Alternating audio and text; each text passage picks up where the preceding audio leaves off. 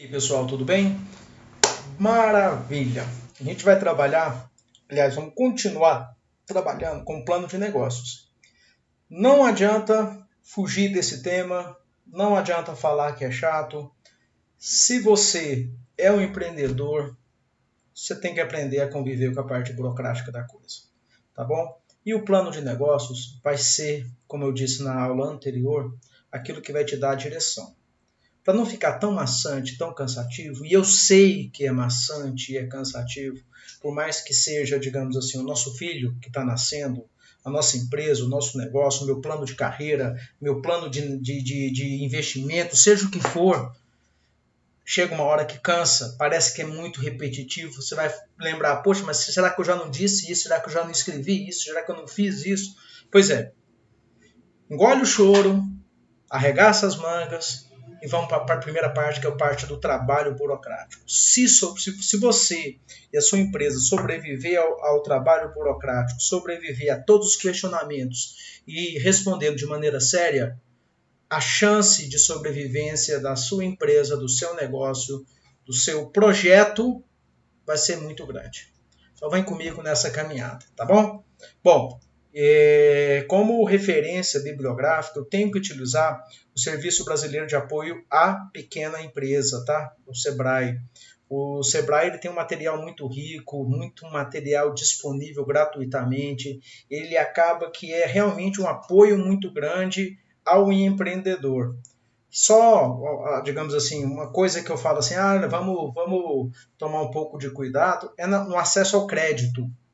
Eu, particularmente, eu não gosto muito do acesso ao crédito, do acesso à dívida. Eu prefiro um plano de investimento. Um plano de investimento, para mim, em todas as hipóteses, ela é melhor do que a questão do crédito, por nós vivermos em um país com tanta instabilidade. Tá bom? Estou falando de forma muito honesta, tá? Agora, por outros caminhos, às vezes o crédito acaba sendo até bom, mas a gente não pode de forma alguma ensinar ou querer que você faça alguma coisa que não seja o correto.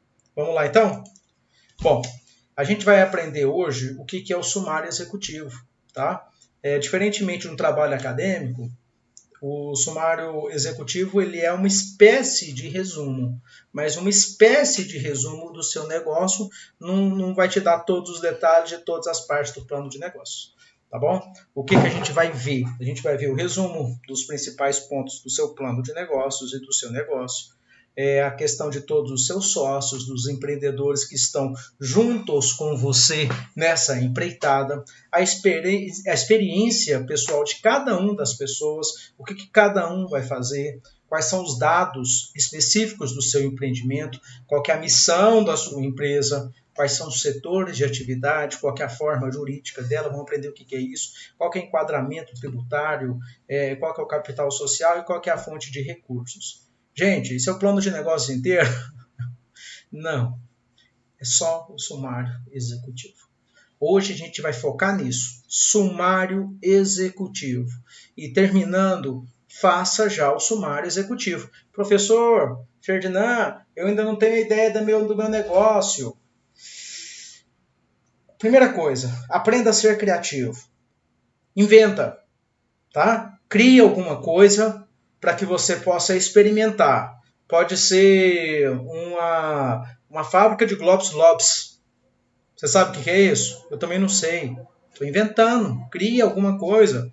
Um chiclete que não acaba nunca o gosto, um chiclete que faz bolhas e essas bolhas de gazélio. Cria alguma coisa, inventa alguma coisa e vamos executar, vamos treinar, vamos exercitar criatividade primeiramente. Vamos sonhar alto, vamos ter utopia e vamos correr atrás dessa nossa utopia, porque faz a gente caminhar, andar para frente e não arrepender das coisas que a gente fez para trás, tá bom?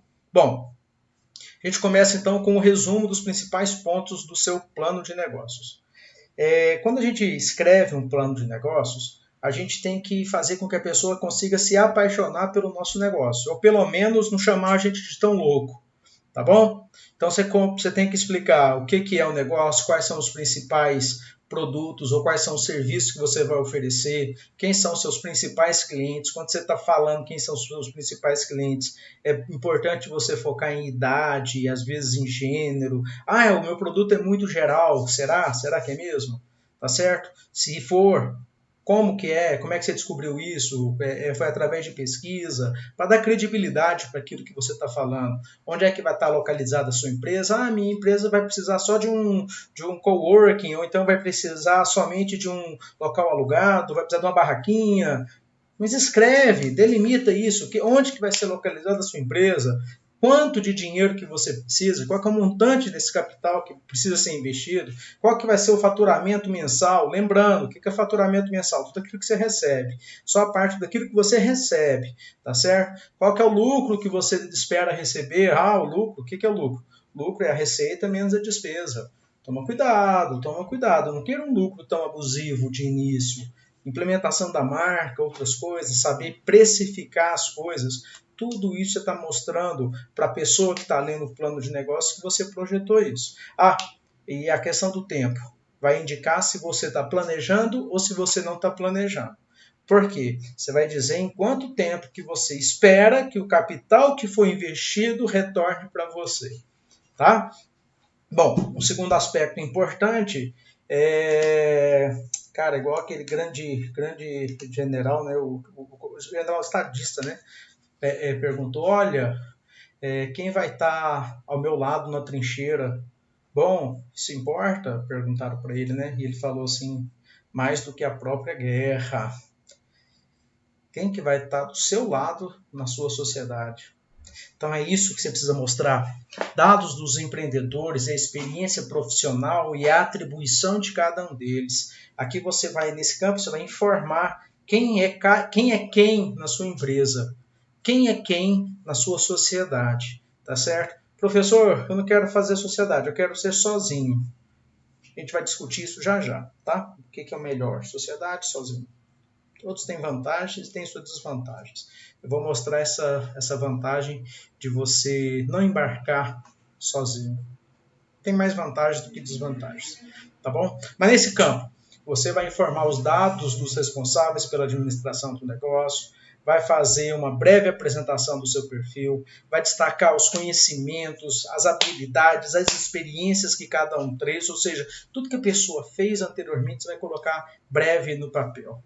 Tá? Para quê? Para você utilizar a favor de vocês. Os dados do seu empreendimento. Você já sabe o que você vai fazer? Tá?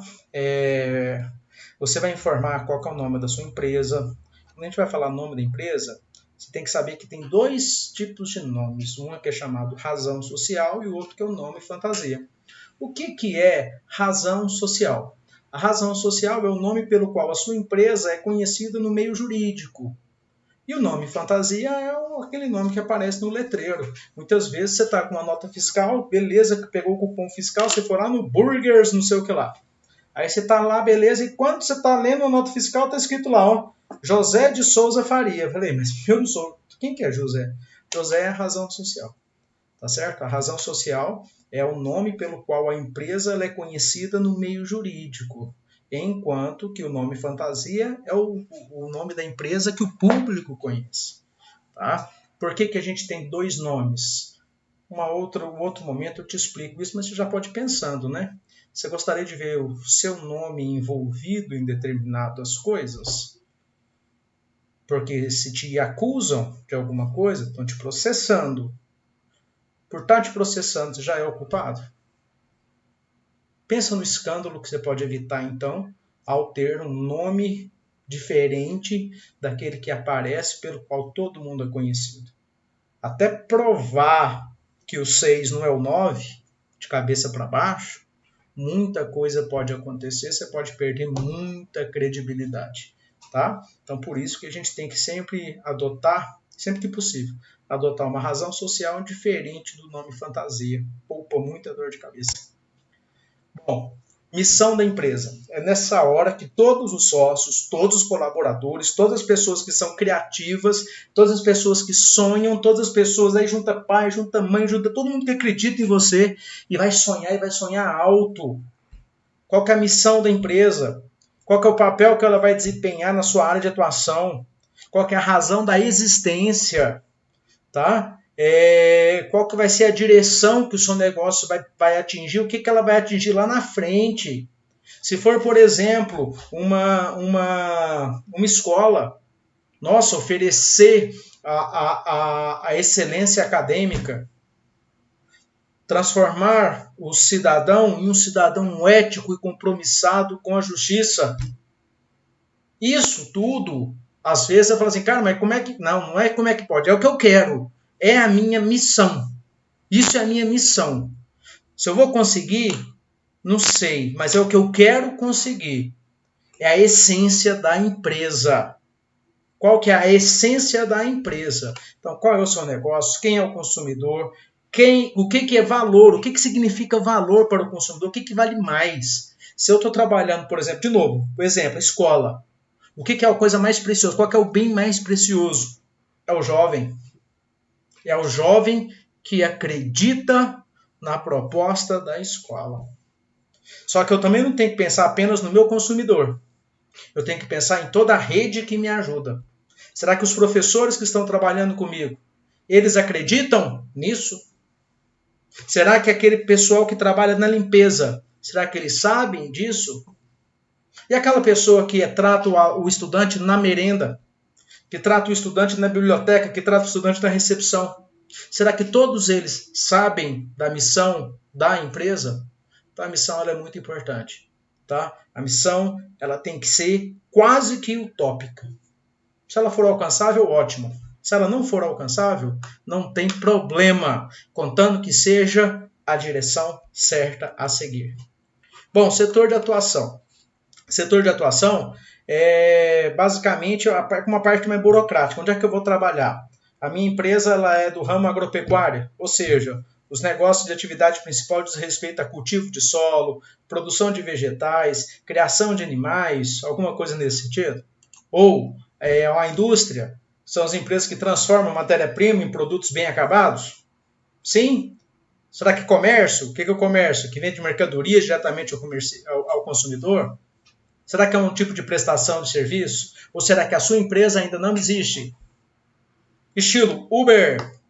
Gente, o Uber é uma coisa assim, nossa, não tenho nem como regulamentar, porque o que é um Uber?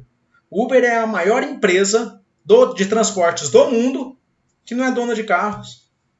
O Airbnb, maior empresa do mundo em relação a turismo, né? A hotelaria, e não é dona de um único quarto. São maneiras de negócio que existem, que foram implantadas através de um empreendedorismo social. Muita gente achando que empreendedorismo social não gera lucro. Doce ilusão. O objetivo do empreendedorismo social é transformar a sociedade. Mas não significa que ninguém pode lucrar com isso, hein? Põe isso na sua cabeça, tá bom? Então, o seu ramo de negócio ainda pode não existir. Mas você tem que pensar exatamente qual que é o seu ramo de atuação. E aí começa a pensar aquela parte um pouco mais burocrática ainda, qual que é a forma jurídica. E aí eu falo da importância da sociedade. Se você inventar, eu vou ser um microempreendedor individual. Gente, microempreendedor individual ou ser funcionário de uma empresa, qual que é a vantagem, qual que é a desvantagem? A vantagem de ser um microempreendedor individual, o empregador não desconta do seu salário esses encargos trabalhistas. Qual que é a desvantagem disso? É porque ele não desconta essa carga, esses encargos trabalhistas, e quando ele rompe o contrato, quando ele é demitido, o trabalhador fica desamparado. Eu não vou cortar isso. Vai ficar assim nessa videoaula mesmo, porque é raiz. Não vem com essas conversinhas, não. Bom, continuando. Então, o tal do microempreendedor individual tem suas vantagens e tem suas desvantagens. Você passa a ser dono do seu próprio negócio. Mas essa é a desvantagem. Você é dono do seu próprio negócio, você fica à mercê do mercado. E o mercado, às vezes, tem suas oscilações e você tem que aprender a nadar em relação com essa corrente. Não pode parar de estudar nunca. Tem que planejar muita antecedência se você quiser ter algum tipo de férias ou de descanso. Porque descanso, férias, é momento em que você não recebe e você vai ter grandes problemas. Tá bom? Bom, além do aprenda sobre microempreendedor individual entrando no site, tá? portaldoempreendedor.gov.br, lá tem todas as informações sobre o microempreendedor individual. O empresário individual é a forma mais simples de você montar uma empresa. Você vai no contador, só que qual que é o grande problema? Quando você monta uma empresa individual sem sócios, é o mesmo do MEI. O seu CPF é vinculado à empresa, a sua empresa é vinculada ao CPF. Professor, o que é isso? CPF, cadastro de pessoa física. Seu número que vai te representar. E o número da sua empresa vinculada ao número do seu CPF. Qual que é o problema disso? Nas vacas gordas, sem problemas. Nas vacas magras, se a sua empresa falir, você fale junto. Você perde tudo, você tem que vender seus bens, mesmo que seja no seu nome. Esse é o grande problema de você se tornar um empresário individual. Porque numa empresa, ela tem uma responsabilidade social. E essa responsabilidade ela tem que ser honrada. Quando ela não é honrada, você vai ter um prejuízo. E como que você vai conseguir pagar esse prejuízo? Tudo bem? Então, pensando nisso, existe a empresa individual de responsabilidade limitada, em que você dá uma garantia de 100 salários mínimos, né? E aí o que acontece? Um capital social de 100 salários mínimos para garantir, caso aconteça alguma coisa, tá bom? Então, até que é bacana, legal. Então, a empresa individual de responsabilidade limitada garante que os meus bens pessoais ficam protegidos em caso de vacas magras e que a minha empresa chafurda. Sim, só que ter esse capital todo é complicado e mais ainda a gente pensar nas EIRELIs como garantia. A garantia se resume apenas a esse valor desse múltiplo de salários mínimos, tá? Eu ainda vou procurar para ter certeza se é 100 salários mínimos, tá? Mas há um tempo atrás eram 100 salários mínimos. E, poxa, uma empresa de turismo, por exemplo, que organiza uma viagem para uma turma de formatura. Às vezes não, com certeza, dependendo para onde vai e quantos dias que vão fazer essa viagem de formatura, é muito mais do que 100 salários mínimos. E se o cara fugir? Se o cara sumir? Como vários golpes que já apareceram. Então, toda vez que você for contratar uma empresa ou um serviço, e que se você desconfiar de alguma coisa, verifica se está escrito EIRELI na razão social dela, que é lei, tem que escrever EIRELI. Se tiver escrito EIRELI, se ele aplicar um golpe, você não consegue receber todo o seu dinheiro de volta, porque tem aquela garantia, aquele fundo de garantia, só que aquele fundo de garantia vai ser dividido por todo mundo que a empresa está devendo, e nada mais. E a forma mais tranquila, digamos assim, entre aspas, é a sociedade limitada. A sociedade é composta por, no mínimo, 2 sócios, e as pessoas podem ser físicas ou jurídicas. Cada parte da empresa é chamada de cota. Essa cota pertence a essas pessoas, não pode ser para uma pessoa só que a divisão pode ser muito desigual. Uma pessoa, por exemplo, pode ter 49 cotas da empresa e a outra pessoa tendo só uma. E a total de cotas dessa empresa sendo de 50, por exemplo. Tá? Outro caso, uma empresa entre 3 pessoas, são 100 cotas, a primeira com 40 cotas, a segunda com 40 cotas e a terceira com 20 cotas. Totalizando 100 cotas, 40 mais 40, 80, mais 20, 100, de forma desigual, tá certo? Isso te dá a quantidade de cotas. Quem tem mais cota manda mais na empresa? Não. As regras de mandatário na empresa são feitas por um contrato social, que não tem nada a ver com a questão do plano de negócios, tá bom? Um contrato social é uma série de acordos que você vai fazer com seus sócios para saber quem que vai administrar, quem vai cuidar do financeiro, quem que vai prestar contas e assim sucessivamente. Tá bom? Entendendo um pouquinho dessa forma jurídica, a gente tem que entender agora o enquadramento tributário. Bom, essa foto aí, por incrível que pareça, é de um leão gordo. O que acontece? Conforme você vai escolhendo qual que é a sua forma, digamos assim, de enquadramento, a sua empresa pode ser optante do Simples Nacional ou não. Se ela for optante do Simples Nacional, o que acontece? Não são todas as empresas, mas se ela for optante pelo Simples Nacional, resume todos os impostos num único imposto. E quando a empresa está começando, quando ela recebe pouco, digamos assim, a receita dela não é uma receita tão grande, a alíquota de imposto é bem baixinha, então compensa. Até ela conseguir ganhar fôlego para se sustentar, ela fica bem bacana. Então, é vantagem você conseguir enquadramento no Simples. Porque se você não enquadra no Simples, você tem que passar você tem que pagar o IR/PJ, que é o Imposto de Renda de Pessoa Jurídica, tem que pagar o PIS, COFINS, CSLL, IPI, ICMS, ISS e mais um bando de outros tributos que são importantes você pagar em dia, porque se você atrasa não é legal não, gente. Não é legal. Dever para o governo não é bom. Tá bom? Então, se você conseguir ser optante pelo Simples, ótimo. Mas para ser optante pelo Simples, tem que estudar bastante, tem que saber aonde que enquadra, e aí você vai fazer algumas alterações cadastrais e contratuais para que a sua empresa, pelo menos naquele início, seja enquadrada pelo Simples, porque é legal. Bom, o que é capital social? Capital social é representado por todos os recursos, que é o dinheiro, equipamento, ferramenta colocado pelos proprietários para montagem do negócio. Tá? Então, capital social é o que cada sócio vai investir para que a empresa forme e acaba sendo, digamos assim, a garantia daquela empresa, né? O que ela pode dar de garantia caso ela não cumpra algum contrato, alguma coisa nesse sentido. Tá bom? Então, lembrando que o capital social também serve para você conseguir ter sócios, para você falar, olha, a gente vai precisar de tanto. Quer tanto? Custa tanto. Tá? Então, o capital social, ele ajuda você a atrair sócios para investir e vai saber exatamente qual que é o percentual, qual que é o valor.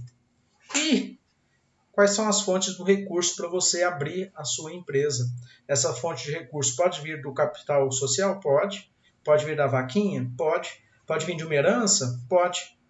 O que você vai fazer é determinar como é que você vai obter todos os recursos necessários para você começar o seu negócio. Esses recursos, então, pode ser, como eu disse, todos esses exemplos, mas também pode ser do empréstimo bancário. E esse empréstimo bancário, o que você vai dar como garantia? Às vezes só uma ideia para o banco já é suficiente. É raro, é raríssimo. Eu não consigo apontar um único exemplo, mas existe essa possibilidade, tá certo? Mas também você pode ter, por exemplo, um aporte, um apoio de um parente, ou de uma pessoa que acredita em você, de algum professor, de algum conhecido, de alguém que viu a sua ideia e quer investir em você. Um programa de televisão estilo sócio, tá certo? Ou Shark Tank. Tem diversas maneiras que você pode conseguir o recurso, mas você tem que procurar pensar nisso, saber e não sonhar, tá? Aplica, coloca na prática, tá? É importante sonhar? É importante ter utopia? É importante pensar lá na frente? É importante ter resiliência? É importante ter força de vontade. É importante demais você tirar essa bunda da cadeira, arregaçar as mangas e ir para o trabalho. Mas não adianta nada você trabalhar sem planejamento, sem saber o que você vai fazer com os recursos, o que você vai fazer no dia de amanhã. Isso não é viver, isso é sobreviver. E o meu desejo é que você viva. Viva do seu sonho, viva de esperança e viva de fazer o bem. Tá bom? Um grande abraço. Vocês têm uma atividade bacana para fazer, que é começar esse seu plano de negócios. Tá certo? E um próximo encontro a gente vai dar continuidade para esse conteúdo todo, que é muito importante para a sua vida. Até lá. Tchau, tchau.